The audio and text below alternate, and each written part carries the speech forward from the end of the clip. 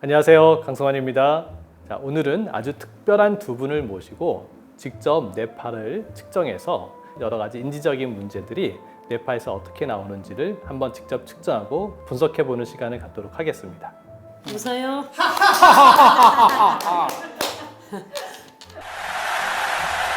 우리 어머니 아버님 두 분이 저기 동네 친구시고 이렇게 봉사활동도 많이 같이 다니시잖아요. 네. 네. 깜빡깜빡해서 고민이 많으시다고요? 걱정 많이 돼요. 뭐를 누구하고 친구하고 약속했다가도 까먹고 또 어디 회의를 가야 되는데 왜 운영회의 왜 안 나오냐고 난리가 나요. 스케줄을 해놓으면 울리거든요. 울려서 아침 먹을 때까지도 기억을 했는데요. 또 뭐 일하다 보면 까먹고 유통기간이 지나서 이제 일어나 싶은 게 강아지를 아침에 이제 차에 태우고 같이 나와요. 강아지가 이제 어떻게 하다 보면 먼저 이제 다른 데로 가고 없어요.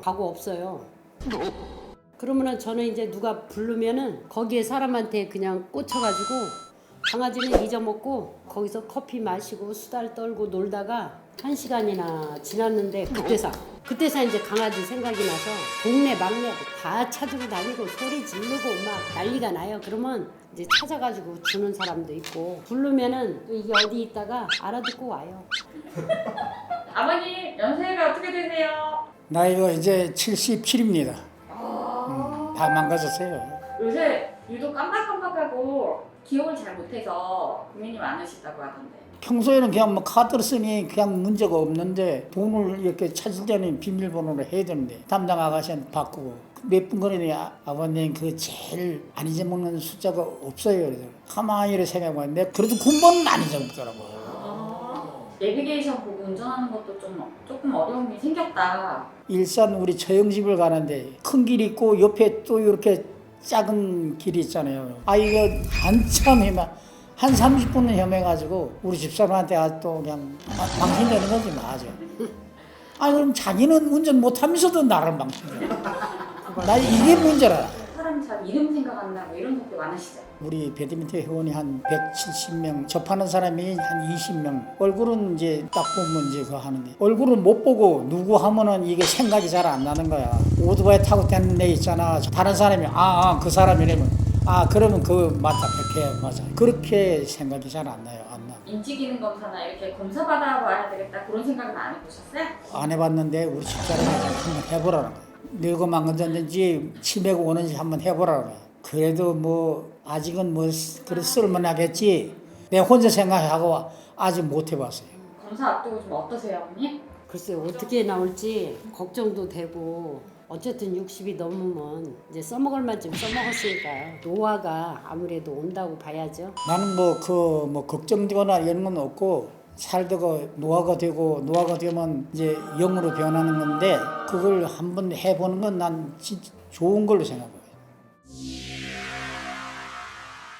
제가 오늘 기억력이 깜빡 잃은 분의 뇌파를 직접 측정하기 위해서 뇌파 측정기를 가지고 왔습니다.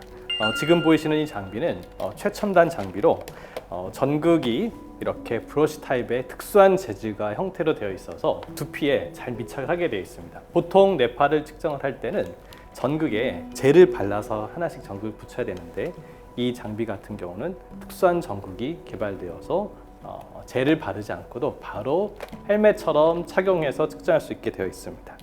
전극의 모양이 좀 특이하죠. 비처럼 생겼는데 이것이 머리카락을 헤집고 두피에 깊이 해서 밀착할 수 있게끔 디자인되어 있는 것이고 이 전극 끝에는 특수한 금속으로 코팅이 되어 있어서 아주 미세한 뇌파도 잘 측정할 수 있게끔 그렇게 고안되어 있습니다. 그리고 이 헬멧은 이렇게 늘어나요. 늘어나서 머리가 큰 사람, 작은 사람, 앞장구, 뒷장구 다 어떤 모양의 사람에게도 잘 맞게끔 설계가 되어 있습니다. 왜냐하면은 전극을 부착을 할 땐 다 이제 국제적으로 약속되어 있는 위치가 있어요. 그래서 모양에 관계없이 거기에 맞게 늘어나서 표준화된 전극 위치에 부착될 수 있게끔 설계가 되어 있습니다. 자, 그럼 제가 직접 한번 측정해 보겠습니다.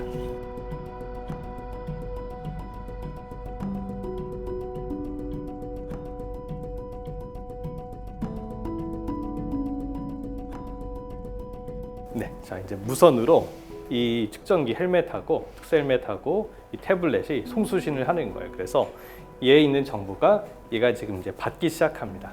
자, 이제 측정할 준비 다 됐고요. 1, 20초 뒤에 제가 사인을 보내면 그냥 편하게 눈 감고 계시면 돼요. 자, 시작합니다. Measuring starts in 5 seconds.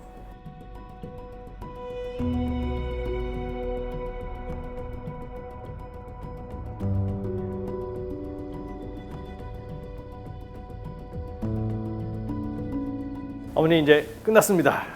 얘가 이제 딱 이제 레코딩 끝내가지고 저희 클라우드 분석 시스템으로 탁 이제 데이터를 날려주면 조금 있다가 분석돼서 나올 거예요.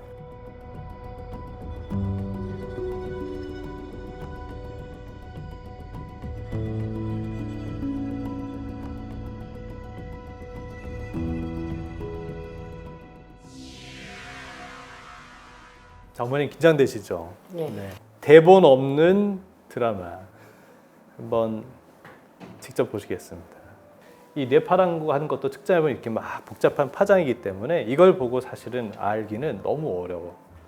그래서 이걸 일단은 노이즈를 잘 정제를 하고 그 다음에 이 정보들을 이제 최대한 이제 숫자로 그 다음에 이런 그래프로 재구성을 해서 한번 보겠습니다. 자, 일단 이제 어머님 뇌파를 좀 보면은 일단 전체적으로는 뇌파가 좀 약해요. 요 뒷부분의 뇌파가에 보면은 눈을 감고 측정을 하면은 알파파가 잘 나와야 돼요.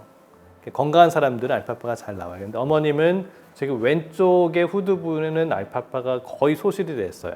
다행히 이제 오른쪽 같은 경우는 조금 알파파, 여기 삐쭉 나온 거 있잖아요. 여기 이제 알파파예요. 알파파인데 우측 측두엽에 이제 알파파가 조금 이제 강하게 나온 거는 사실은 이제 이런 사인은 좋은 사인은 아니에요.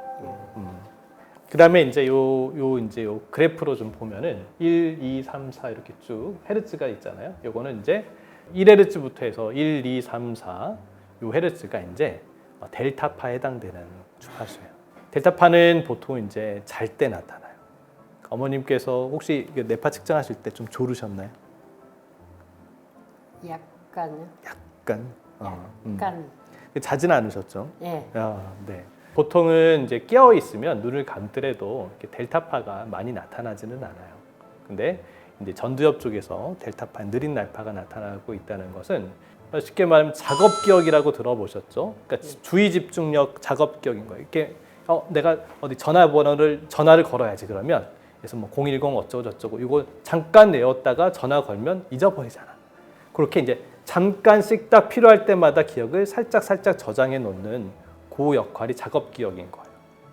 근데 이 전두엽에서 이렇게까지 느린 뇌파가 나타나면은 작업 기억력이 거의 떨어져 있다고 보시면 돼요. 예를 들어서 냉장고에서 뭐를 가지러 가야지라고 생각하고 가다 보면 잊어버리는 거예요. 가다 보면. 자, 그다음에 이제 그러면 이제 왜 내가 이렇게 느려졌는지 한번 심박 분석도 좀 보겠습니다. 어머님 심박은 이제 63회, 그러니까 조금 느린 편이긴 해요. 근데 어머님 연세 때는 뭐 정상입니다. 안정되고. 그다음에 이 SDNN이라고 하는 이제 스트레스에 대한 적응 능력도 100분위수에서 70%타일 정도 되니까는 좋으신 편이고, 자율신경도 교감과 부감신경이 적절하게 이제 균형이 잡혀 있는 상태로 보입니다. 근데 정서적으로 많이 좀 우울하고 조금 이제 불안하고 이제 정서적으로 지금 힘드심이 좀 있으신 것 같아요. 예, 그런 게 있어요. 네, 네. 생활에 있어서. 네. 그래서 이제 뇌파의 전반적인 패턴을 보면은 소위 이제 알츠하이머라든지 대뇌를 손상시키는 그런 질병이 있을 때 나타난 특징적인 소견은 없었어요. 단지 이유는 알 수 없지만 이런 작업 기억을 담당하는 전두엽하고 우측 측두엽엔 상당히 느린 파가 나타나서 정서적으로 좀 많이 지금 이제 그런 게 오랫동안 좀 있으셨던 것 같고 이게 이제 뇌 기능을 떨어뜨리는 데 있어서 좀 상당히 중요한 원인이지 않았을까 하는 생각이 듭니다. 스트레스 받는 일이 조금 있었거든요. 네. 몇 년 동안. 혹시 좀 큰 충격을 좀 받으셨었나요? 예. 맞는 말씀이세요. 교수님 말씀 맞아요. 속에 그게 이제 어떻게 보면 화잖아요, 화. 네. 불덩어리인데 그게 너무 이제 담겨 있으면 왜 화기운은 뜨는 속성이 있잖아요. 그래서 그게 이제 올라가서 소위 말해 뚜껑 열린다고 하잖아요. 근데 근데 차라리 뚜껑을 적당히 열어서 김을 좀 뿜어내면은 괜찮은데 뿜어내지 못하면은 이 화가 이 스트레스, 우리말로 스트레스죠. 이게 결국 이제 뇌세포를 이렇게 태우는 거예요. 그래서 이제 내 마음을 거기서 이렇게 이제 내려놓는 그거를 내가 좀 하셔야 돼요. 이렇게 마음 비우기. 큰일을 많이 치렀죠. 제가. 힘내세요. 네, 힘냈죠. 감사합니다. 네. 자, 아버님 같은 경우에는 보시면은 후두엽의 알파파는 지금 잘 유지가 되고 있어요. 크기 자체는 상당히 작지만 알파파 자체가 아직은 좀 남아 있습니다. 이 뇌파에서 제일 중요한 것 중에 하나가 눈을 감고 측정하는 이유가 후두엽에서 알파파를 잘 보기 위한 거예요. 노화가 되더라도 인지 기능이 건강하신 분들 알파파가 잘 유지가 되는데 병이 있으시거나 특히 알츠하이머 같은 병이 진행이 되면 알파파가 소실이 되는 게 굉장히 큰 특징이에요. 이 알파파는 뇌 깊은 영역하고 대뇌피질하고 이렇게 일종의 셔틀버스 같은 역할을 해줍니다. 오감각에 들어오게 되면 그 정보를 취합을 해가지고 대뇌 깊은 곳에서 뇌 깊은 곳에 대뇌피질로 올려줘야 되는데 1초에 10번 정도는 왕복하는 거죠. 그리고 제일 걱정스러운 게 사실은 이제 알츠하이머병이라는 거잖아요. 여기 T라고 써져 있는 게 템포랄, 즉 측두엽에 해당되는 거예요. 이 측두엽의 안에 깊은 곳에 해마가 숨겨져 있어. 근데 해마가 망가지는 게 이제 알츠하이머병의 시초거든요. 그럼 이제 그 부분이 망가지면 이 부분에서 비정상적인 느린 파동이 이렇게 쫙 만들어져요. 자, 그럼 이제 AIC는 뭐라고 판독을 했을까요?